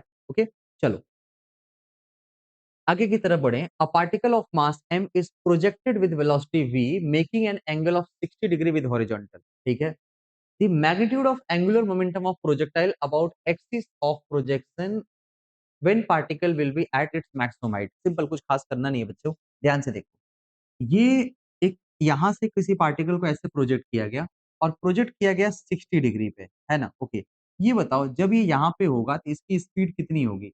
सर ये होगी u cos theta. Highest point की बात कर रहे हैं। u cos थीटा किसके इक्वल होगा? u/2, क्योंकि cos 60 1/2 हो जाती है ना? और इसका मास है m। अब एंगुलर मोमेंटम यहाँ से निकालना है, तो हम कैसे निकालेंगे एंगुलर मोमेंटम? हम ऐसे निकालेंगे, L is equal to M V into इसकी परपेंडिकुलर डिस्टेंस। Simple, mvr। ठीक है, r sin थीटा को परपेंडिकुलर डिस्टेंस लिखेंगे और यहाँ परपेंडिकुलर डिस्टेंस जानते हो कितना है? m v वहां की वेलोसिटी और परपेंडिकुलर डिस्टेंस है मैक्सिमम हाइट। ठीक है, अब सुनो, m वहां की वेलोसिटी कितनी है? u/2। और मैक्सिमम हाइट कितना होता है? मैक्सिमम हाइट होता है u square sine square 60 sign square theta by क्या होगा? 2g। इसी को सॉल्व करना है, आंसर आ जाएगा। ओके, अब देखो, M u cube by 2 × 2 4g, और साइन 60 की वैल्यू क्या होती है? √3/2। अब ये √3/2 किसके इक्वल हो जाएगा भाई? √3/2 हो जाएगा 3/4 के। तो अब इसको सॉल्व करो, 16 यानी 3mu cube upon 16 times of G है ना? ये आपका आंसर आ रहा है और ऐसा आंसर इसमें हमको कहीं दिख नहीं रहा है। इसका सिंपल सा मतलब है कि नन ऑफ दीज आपका करेक्ट है। ठीक है ना? ओके, ये पूरा प्रॉब्लम था, उसे बना लेना आप। आगे की तरफ बढ़ते हैं। देखो भाई, ये तो बहुत कुछ खास है नहीं, फॉर्मूला पूछा है। बोला है कि दो डिस्क है, एंगुलर मोमेंटम कंजर्वेशन का क्वेश्चन है, और दो डिस्क हैं I1 I2 इनर्शिया की, और चल रहे हैं with speed omega 1 and omega 2 respectively in opposite direction. यहाँ ध्यान से देखो, अपोजिट डायरेक्शन लिखा है ना? तो अगर हम टोटल एंगुलर मोमेंटम की बात करें तो पहले एक का एंगुलर मोमेंटम है I1 ओमेगा 1 और दूसरा क्या होगा? माइनस ऑफ I2 ओमेगा 2 होगा, है ना? माइनस क्यों किया? क्योंकि दोनों की डायरेक्शन क्या थी? अपोजिट। और टोटल इनर्शिया किसके इक्वल होगा? I1 plus I2। यही आपकी स्पीड है ना? अगर सेम डायरेक्शन होता तो यहाँ प्लस होता, तो ऑप्शन 1 सही होता, बट यहाँ पे ध्यान से पढ़ना था अपोजिट डायरेक्शन, और ऑप्शन कौन सा करेक्ट होगा? 2। नीचे इनर्शिया हमेशा ऐड होगी। ठीक है ना? चलो आगे की तरफ, फिर से सेंटर ऑफ मास का प्रॉब्लम है और हमसे पूछा गया है कि एक कोई बड़ा सा रिंग है या डिस्क है, स्फीयर है। एक स्फीयर है, स्फेरिकल हॉलो, एक बड़ा सा स्फीयर है और उसमें से एक छोटा स्फीयर को कट करके निकाल दिया, तो बड़ा जो जो बचा स्फीयर होगा उसका सेंटर ऑफ मास यहाँ से पीछे की ओर होगा। तो आपसे पूछा है कितना पीछे जाएगा, यही आपको बताना है। एक काम करो, इसकी वॉल्यूम को V मान लो, पक्की बात है, कैविटी के वॉल्यूम को V मान लो। तो इससे बड़ा इसका डबल रेडियस है, तो डबल रेडियस है तो इसका टोटल वॉल्यूम कितना होगा? 8V होगा। वॉल्यूम 4/3 पाई आर क्यूब होता है, तो आर का क्यूब है, आर डबल होगा तो 2 का क्यूब 8 होता है, तो छोटे वाले का मैंने V माना, तो बड़े वाले का कितना होगा? 8V हो जाएगा। सुनो, जो हमारे सेंटर ऑफ मास का कोऑर्डिनेट है रिमूव करने के बाद आप ऐसे लिखोगे v1 x1 minus v2 x2 upon v1 minus v2, यही करना है। ओके, ये बड़े वाले को v1 मानेंगे, तो बड़ा वाला कितना है? 8v, और इसका सेंटर बड़े वाले का कितना था? ओरिजिन पे था 0, माइनस v2 को v ले लो, और इसका सेंटर ऑफ मास कहाँ पे था? ये r/2, r में से r/2 करोगे तो यहाँ से कितना है? r/2 ही तो है, तो into r/2 upon v1 minus v2, 8v minus v। ठीक, अब ये तो जीरो है, ये किसके इक्वल होगा? Minus V R by two upon 7v, v से v कैंसिल हो जाएगा, माइनस आर बाई 14। माइनस का मतलब है कि इस पॉइंट से पीछे की ओर होगा, और हमें वैल्यू बतानी थी, तो आंसर तो आर बाई 14 हो जाएगा। ठीक है ना? कैलकुलेशन आप चेक कर लीजिएगा। चलिए आगे की तरफ बढ़ते हैं। बच्चों इसमें पूछा क्या है कि दो मासेस हैं m1 m2 के, और किसी पुली से अटैच्ड है, सेंटर ऑफ मास का एक्सेलरेशन पूछा है, डायरेक्ट फॉर्मूला है, क्या होता है? m1 minus m2 by m1 plus m2 whole square times of g। इसमें कुछ करने की जरूरत नहीं है। चलो आगे की तरफ बढ़ते हैं। नेक्स्ट अब हमें क्या दिया गया है? एक पार्टिकल है, एक नहीं बहुत सारे पार्टिकल्स हैं, m 2m 3m up to nm, बहुत सारे हैं, और सबको अलग अलग डिस्टेंस पे रखा गया, एक l 2l 3l nl ऐसा रखा हुआ है। Distance of centre of mass of the particle from the fix point in centimetre. ध्यान से देखो, जो सेंटर ऑफ मास होता है उसका कोऑर्डिनेट कितना होता है भाई? m1 x1 plus m2 x2 and so on up to mn xn divided by total mass. Total mass कितना होता है? m1 प्लस m2, और ऐसे करते करते करते करते कहाँ तक जाएंगे हम लोग? लास्ट वाले तक चले जाएंगे। ठीक है, अब देखो इसमें इसका पहला मास कितना है? पहला मास है m, इसको रखे कहाँ पे हो? l। दूसरा मास कितना है? 2m, कहाँ रखे हो? 2l। ओके, फिर तीसरा है 3m, कहाँ रखे हो? 3l पे। ऐसे चलते चले जाओगे आप, और नीचे क्या होगा? m plus 2m plus 3m and so on up to nm। एक काम करो, ऊपर नीचे से m लेके कैंसिल कर दो, ठीक है ना, और ऊपर से l कॉमन ले लो, तो ये है x centre of mass. m cancel, l बाहर है, l को बाहर रखो, अंदर क्या बचेगा? ऊपर बचेगा 1 प्लस ये 2 इंटू टू 4 हो जाएगा, उसको 2 square plus 3 square plus 4 square, ऐसे ये जाएगा कहाँ तक? एन स्क्वायर तक। और नीचे क्या होगा? नीचे होगा 1 plus 2 plus 3 and so on, ऐसे ये कहाँ तक जाएगा? एन तक जाएगा। ठीक है, ये आपका आंसर है। ऐसा कोई ऑप्शन नहीं, थोड़ा सिंप्लीफाई, कुछ मैथ लगानी पड़ेगी आपको। जानते हो क्या होगा? एक बेसिक सा फॉर्मूला है, ये है एन नंबर्स का सम, है ना? ओके, इसका एक फॉर्मूला होता है, शायद आपको याद ना हो, अब कर लेना, यहाँ तो यूज हो रहा है। एन एन प्लस वन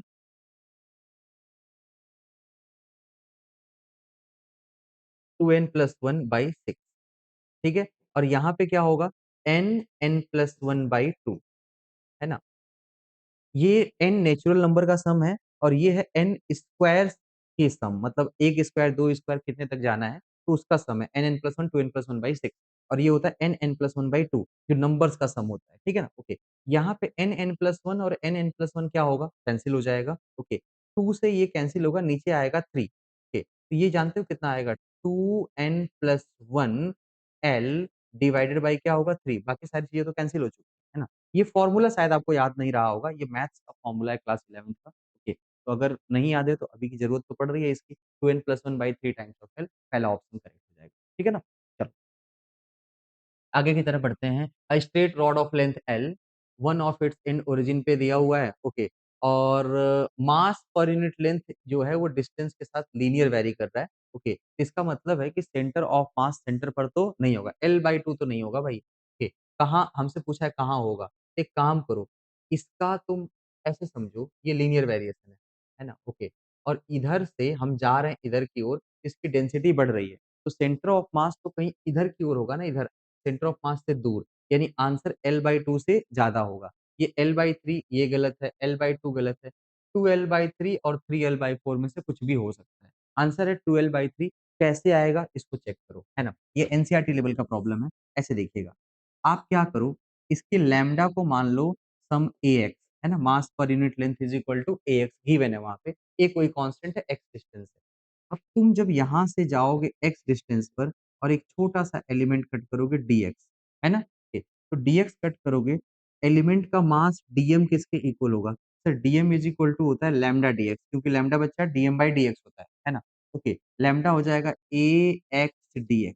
ये पहली बात है ना? ये छोटा सा एलिमेंट का मास है। ओके, अब हमें क्या करना है, जो एक्स सेंटर ऑफ मास की डेफिनेशन होती है कंटीन्यूअस मास की, वो होती है integration x DM by integration DM, और जीरो से एल और जीरो टू एल। अब इसको सॉल्व करना है, देखो इंटीग्रेशन एक्स डीएम की जगह कितना है, A X D X from zero to L upon integration DM. DM किसके इक्वल है, A X D X from zero to L. A से ए कैंसिल हो जाएगा, ये एक्स स्क्वायर का इंटीग्रेशन करना है, यानी कि एक्स क्यूब बाई थ्री। ये कहाँ से कहाँ है, जीरो टू एल, और ये कितना होगा, एक्स डीएक्स का कितना होता है, X square by two from zero to L.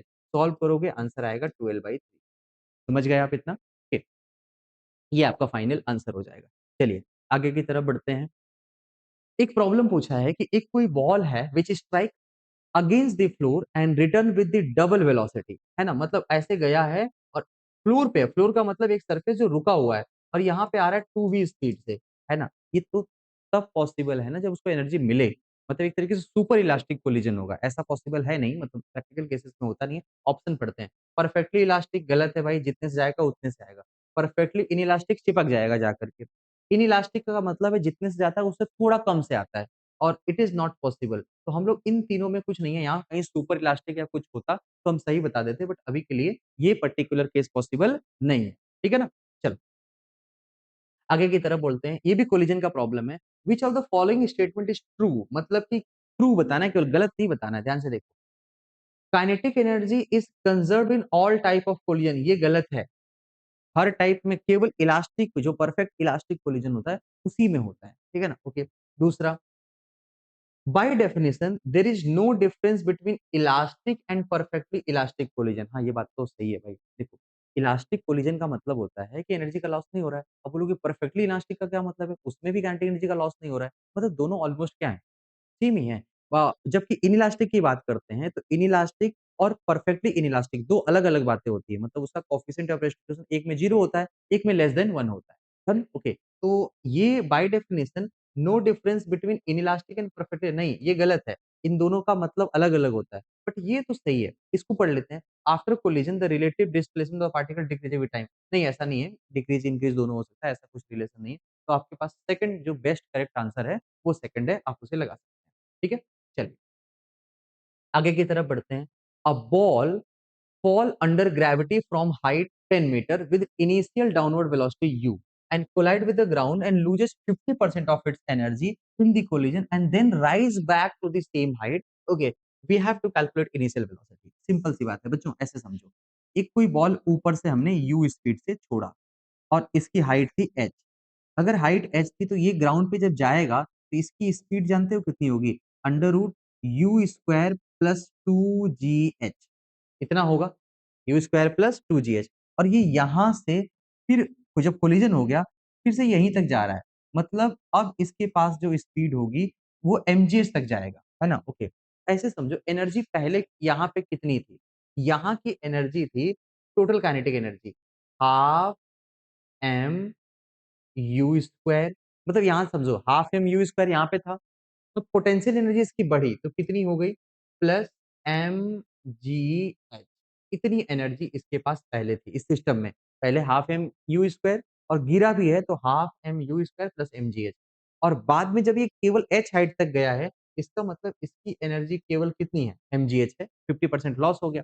अब सुनो, लॉस हुआ 50%, इसका मतलब पहले एनर्जी ज्यादा थी बाद में कम थी, तो जो ज्यादा था वो कम वाले जो इसका आधा हुआ है तब ये बचा है 50%। इसमें हम बराबर नहीं करेंगे, 1/2 से मल्टीप्लाई कर देंगे, है ना? जो इनिशियल था उसमें 1/2 से मल्टीप्लाई किया तो हाफ हो गया, वही आपका फाइनल एनर्जी है। और ये एमजीएच क्यों लिख रहा हूँ, क्योंकि वो एच हाइट तक जा रहा है। और यहाँ पे हम half M U square plus M G H लिख रहे हैं क्योंकि ये दोनों एनर्जी थी। अब हमें क्या करना है, इसको सॉल्व करना है। एक काम करो, 2 से गुना करो, 2 एम जी एच, एक एम जी एच उधर जाके माइनस हो जाएगा, यानी एम यू स्क्वायर बाई 2 किसके इक्वल होगा, एम जी एच होगा। एम से एम कैंसिल होगा और यू की वैल्यू किसके इक्वल हो जाएगी, अंडर रूट 2 जी एच। कुछ हाइट दे रखा होगा आपको, हाइट गिवन है 10 मीटर, हाइट गिवन है 10 मीटर, रख दो यहाँ पे u equal to under root 2, g is 10, height is also 10, answer किसके इक्वल हो जाएगा, 10 रूट 2 मीटर पर सेकेंड। ये फाइनल आंसर है, ऐसा कुछ गिवन नहीं है, रूट 2 की वैल्यू पुट कर दो, 10 रूट 2 इज 1.414, आंसर हो जाएगा 14.14, 14.14 मीटर पर सेकेंड। ये फाइनल आंसर है आपका, और आंसर एग्जैक्ट तो नहीं है बट अप्रोक्सीमेटेड आंसर है आपके पास। इन्होंने न्यूमेरिक वैल्यू केवल दी हुई है, मतलब इंटीजर वैल्यू, डेसिमल नहीं दिया हुआ है, तो 14 आपका आंसर। ठीक है, चलो आगे की तरफ बढ़ते हैं। ये है एक रिलेशन, मुझे बताना है कोफिशिएंट ऑफ रेस्टिट्यूशन का रिलेशन। एक बात बताओ, कोफिशिएंट ऑफ रेस्टिट्यूशन क्या होता है, velocity of separation divided by velocity of approach. ये तो पता है आपको, है ना, वेलोसिटी ऑफ अप्रोच। अब ध्यान से देखो, सेपरेशन का मतलब क्या है, ये V2 से गया, ये V1 से आ रहा है, तो V2 तेज होगा तो V2 माइनस V1 अपॉन, ये 3U से आ रहा है, ये U से, तो वेलोसिटी ऑफ अप्रोच कितना होगा, 3U माइनस U, यानी E इक्वल टू होगा V2 minus V1 by 3U minus U कितना होगा, 2U, 2U को गुना कर दो यहाँ पे, E into 2U equal to V2 minus V1। ऐसा कोई ऑप्शन है आपके पास, है ना, ऐसा थर्ड ऑप्शन है, हाँ V2 माइनस V1, वैल्यू जरूर देखना कि V2 माइनस है कि V1 माइनस V2 है, यहाँ V1 माइनस V2 ये गलत है, E into 2U equal to V2 minus V1 ये सही है। ओके, चलिए आगे की तरफ बढ़ते हैं। A body of mass 5 KG strike another body of mass 2.5 KG initially at rest. ठीक है, the body after collision stick together and move with the kinetic energy of 5 joule, then what is the kinetic energy of first body. एक काम करो, एक 5 KG है, ऐसे समझना, ये किसी वेलोसिटी से चल रहा है, डन, और ये 2.5 केजी रुका हुआ था, और जब ये दोनों चिपक जाएंगे तो ये बनेंगे 7.5 केजी के, समझ गए आप, और ये भी चलना शुरू करेंगे। तो ये बताओ, मोमेंटम तो कंजर्व रहता है हर कोलिजन में, एनर्जी कंजर्व नहीं है ना, तो इसका जो मोमेंटम था 5 केजी का, इसका तो जीरो था, है ना, तो इसका जो मोमेंटम था वही मोमेंटम होगा 7.5 केजी का, तो दोनों बॉडी के मोमेंटम तो बराबर है। मैं इसको जल्दी करने की कोशिश कर रहा हूँ थोड़े शॉर्टकट से। ओके, तो इसका और इसका मोमेंटम सेम है, और आपको ऐसा बताया था कि जब मोमेंटम सेम होता है तो काइनेटिक एनर्जी का रेशियो मास के इनवर्स रेशियो में होता है, m2/m1। समझ पाए? ओके, अब हमें बताना kinetic energy of the first body, यानी K1 बताना है।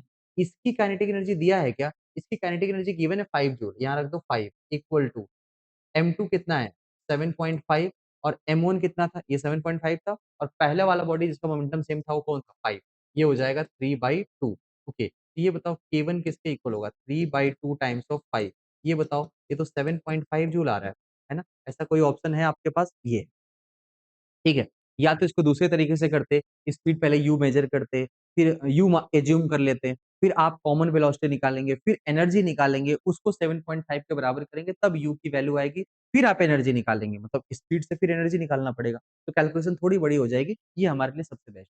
इस तरीके से आप प्रैक्टिस करिए, नीट में थोड़ा टाइम बचा पाएंगे आप। चलिए आगे की तरफ बढ़ना है।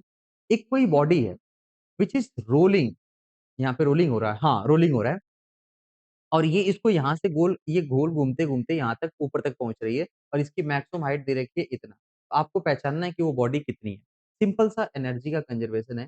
देखो रोलिंग बॉडी की जो एनर्जी होती है ना, half M V square 1 + k² by r², ये उसकी काइनेटिक एनर्जी है।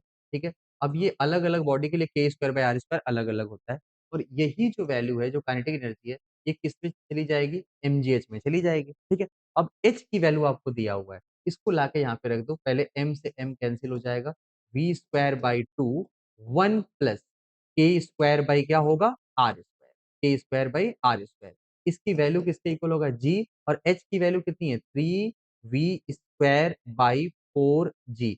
देखो g से g कैंसिल है, v² कैंसिल है, 2 से ये कैंसिल है, 1 + k² बाई r², इसकी वैल्यू आ रही है 3/2, सॉल्व करने पर k² बाई r² आएगा 1/2, इसका सिंपल सा मतलब है ये एक ऐसी बॉडी है जिसका मोमेंट ऑफ इनर्शिया है mr² by 2। ये जो नंबर होता है वही यहाँ पे गुना होता है। अब mr²by 2 किसका होता है? या तो सॉलिड सिलेंडर का या तो डिस्क का। ऑप्शन पढ़ो, डिस्क है, सॉलिड सिलेंडर है नहीं, तो यही होगा।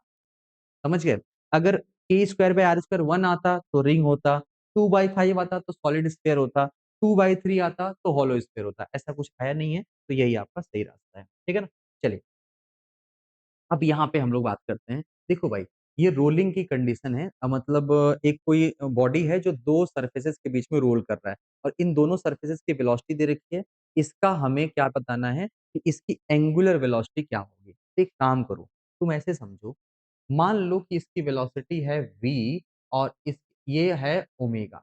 ठीक है? ओके। तो अब कैसे निकालते हैं? इसके टॉप मोस्ट पॉइंट की जो स्पीड होती है ना? ओके, ये सरफेस है, इस सरफेस की स्पीड है v1, ऐसा मान लेते हैं। तो ये हो जाएगा, रोल कर रहा है तो v प्लस आर ओमेगा, है ना? और इसकी स्पीड हो जाती है v माइनस आर ओमेगा, और नीचे का पॉइंट चल रहा है कितने से? v2 से। ये v1 v2 दिया हुआ है। तो हम क्या करेंगे, रोलिंग का मतलब है कि ये पॉइंट इससे कांटेक्ट में है तो इन दोनों की वेलोसिटी बराबर होगी, और ये पॉइंट इससे कांटेक्ट में है तो इन दोनों की वेलोसिटी क्या होगी? बराबर होगी। ऐसे समझो, v प्लस आर ओमेगा किसके इक्वल होगा? V1, और V माइनस आर ओमेगा किसके इक्वल होगा? V2 के इक्वल होगा। अब तुम एक काम करो, दोनों को माइनस कर दो, तो V से V कैंसिल होगा, R omega minus of R omega ये किसके इक्वल होगा? 2r omega. ये किसके इक्वल होगा? V1 minus V2। तो ओमेगा किसके इक्वल होगा? V1 minus V2/2r। ये आपका एक फॉर्मूले की तरह हम लोग याद रखते हैं। अब आइए हम सॉल्व करते हैं इसको। अब बताओ, ओमेगा किसके इक्वल होगा? V2 minus V1, 5V0 minus 2V0/2 times of R। बस इतना करना था आपको, 3V0/2R। ये आपका आंसर है। ऐसा कहाँ है? ऐसा पहला ही ऑप्शन। समझ पाए? ओके, चलो अब आगे की तरफ बढ़ते हैं। एक और कहानी है, फिर से वही रोलिंग की कंडीशन है। ऐसे समझो कि एक कोई बॉडी है, ये v स्पीड से चल रहा है और ओमेगा से घूम रहा है, इसकी रेडियस है r, और ये कोई सरफेस है और ये सरफेस भी चल रहा है। तो जानते हो क्या होगा? इसकी जो नेट स्पीड होगी आगे की तरफ, वो v माइनस आर ओमेगा होगी, और रोलिंग के लिए इसका और इसका दोनों की वेलोसिटी बराबर होनी चाहिए, जो कॉन्टेक्ट पॉइंट है। इसका मतलब v माइनस आर ओमेगा किसके इक्वल होगा? vs। vs है सरफेस की speed, and v equal to vs plus R omega. अगर ग्राउंड होता तो ये vs जीरो होता, तो v equal to R omega condition for pure rolling होता है, बट अभी तो है नहीं इसमें। सरफेस की स्पीड दो दे रखी है और सेंटर ऑफ मास की स्पीड पूछी गई है, तो v इक्वल टू ये है 2 प्लस रेडियस बताओ कितनी है? 20 सेंटीमीटर, 20/100, और ओमेगा कितना है? Omega is 5। ओमेगा इज 5, तो ये 20 इंटू 5, 100/100 ही तो 1 आएगा, तो यानी कि 2 प्लस 1, ये आंसर आ जाएगा 3 मीटर पर सेकेंड। 3 metre per second. तो आप इस तरीके से इसको सॉल्व कर सकते हैं। आगे की तरफ बढ़ते हैं। नेक्स्ट जो प्रॉब्लम है, a solid sphere, hollow sphere, disk, all having same mass and radius are placed on top of an incline and released. The friction coefficient between the object and the incline are same and not अरे वाह, ये इसको ध्यान से पढ़ो इसको, ये बहुत ही इंटरेस्टिंग सी लाइन लिखी हुई है। Not sufficient for pure rolling. हम लोग पढ़े हैं, जब रोलिंग करते हुए कोई चीज आएगा ना, तो सॉलिड स्फीयर सबसे पहले आता है, जिसका के rigid body having least value of k square by r square will reach the ground first।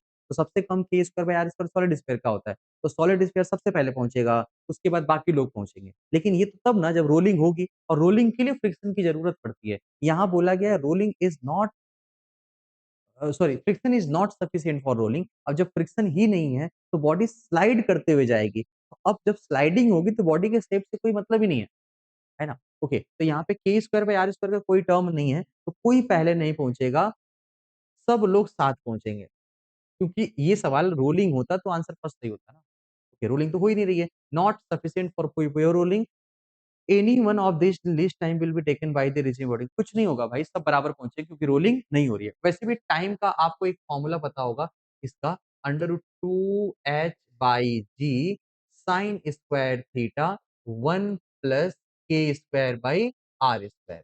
Okay, 1 plus K square by R square. जब रोलिंग नहीं करेगा तो ये वाला फैक्टर कोई काम नहीं करेगा, तो इसको खत्म करो। सबका टाइम सेम है, सबका टाइम क्या है? सेम है। के स्क्वायर बाई आर स्क्वायर होगा तभी तो सबका टाइम अलग अलग होता है, अभी यहाँ पे ऐसा नहीं होगा। ये बहुत अच्छा प्रॉब्लम था। आगे की तरफ बढ़ते हैं। रोलिंग बॉडी का एक्सेलरेशन सबको याद है, एक्सेलरेशन इक्वल टू क्या होता है? G sine theta by one plus K square by क्या होगा आर स्क्वायर। अब एक बात बताओ, K square by R square disc के लिए क्या होता है 1/2, तो इसका आंसर होगा जी साइन थीटा बाई 1+1/2। ये 3/2 हो जाएगा, ऊपर जाएगा तो ये क्या होगा 2/3 times of G sine theta. यही है आपका final answer, 2/3 times of G sine. Clear हुआ? आगे की तरफ बढ़ते हैं। नेक्स्ट प्रॉब्लम क्या है? A shell of mass m moving with velocity v suddenly break into two pieces. The part having mass m by 5 remains stationary. The velocity of other part will be. एक काम करो, एक मास m है, v velocity से चल रहा है ना? ओके। दूसरा मास m by 5 है, ये रुक गया, है कि नहीं? बचा मास कितना है? 4m/5, और ये कितने से चल रहा है? कुछ v डैश से चल रहा है। ये v डैश निकालना, मैं क्या किया हूँ? मैंने किया है कंजर्वेशन ऑफ मोमेंटम। मोमेंटम क्यों कंजर्व होगा? जहां पे एक्सप्लोजन होगा, गन की फायरिंग होगी, इस सब जगह क्या होगा? Momentum conserve. ये m से m कैंसिल हो जाएगा और v dash is equal to 5v/4 हो जाएगा। ऑप्शन आपका सेकंड करेक्ट है। ठीक है ना? ओके, चलो आगे की तरफ बढ़ते हैं।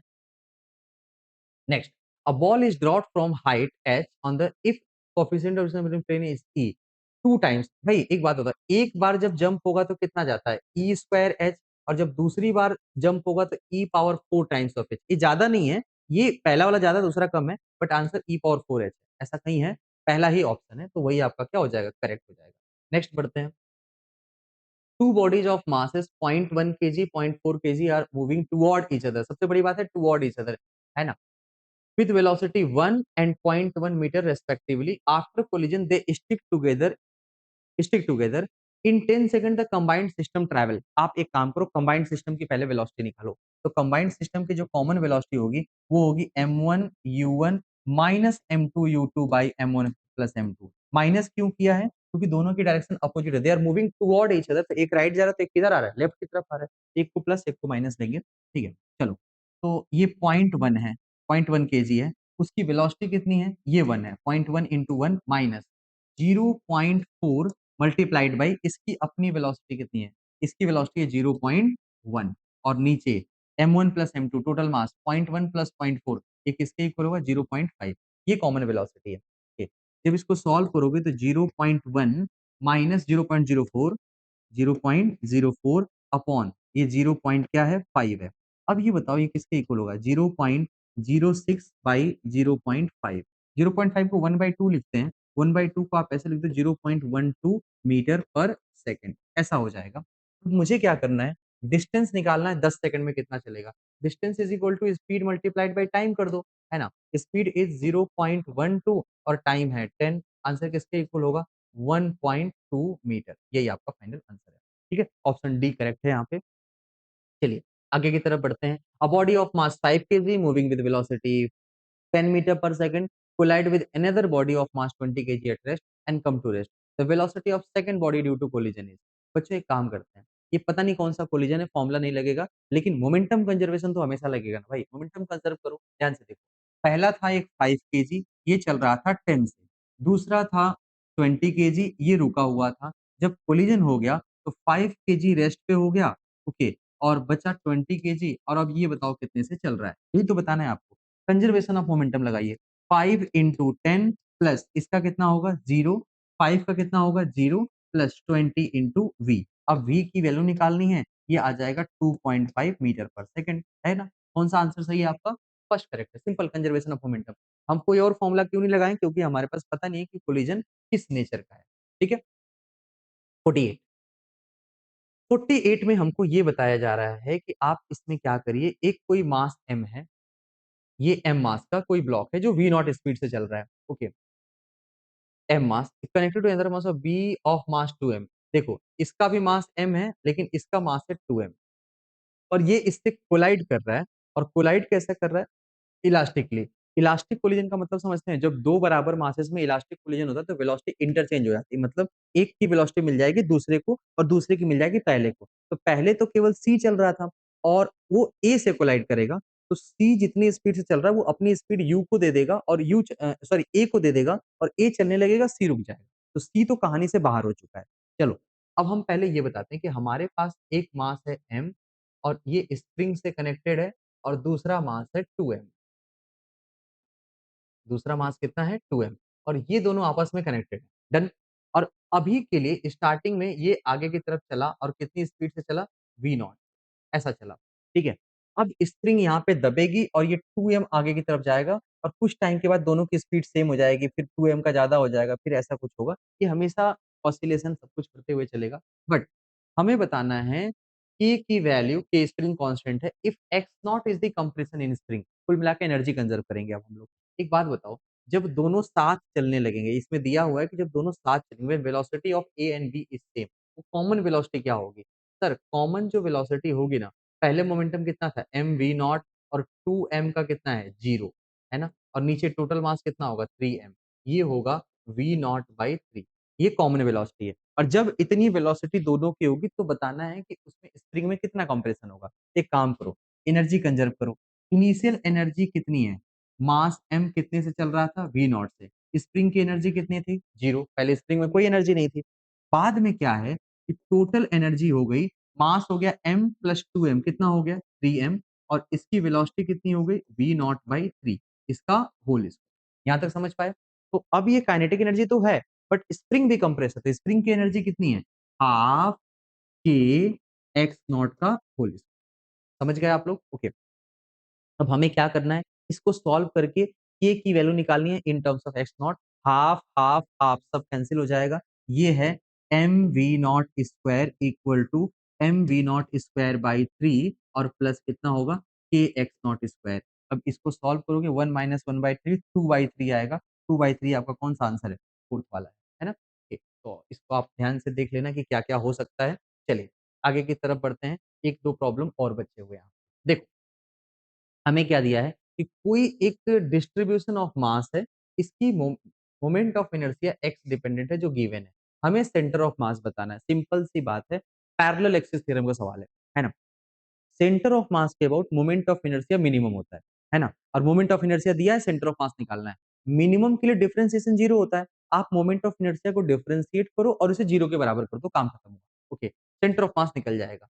तो अब आई की वैल्यू दे रखी है, D I by D x निकालेंगे, इसकी वैल्यू आएगी D by D x of 2x² minus 12x और प्लस क्या होगा 17 इक्वल टू क्या होगा 0। अब ये बताओ कितना होगा 4x minus 12 is equal to 0। जो x होगा वही सेंटर ऑफ मास होगा, तो x इज इक्वल टू कितना हो गया 12/4 और आंसर कितना आ गया 3 metre. x equal to 3 metre is the centre of mass of distribution of mass. समझ पाए आप लोग? ओके, फिर लास्ट प्रॉब्लम देखिए क्या करेंगे हम लोग।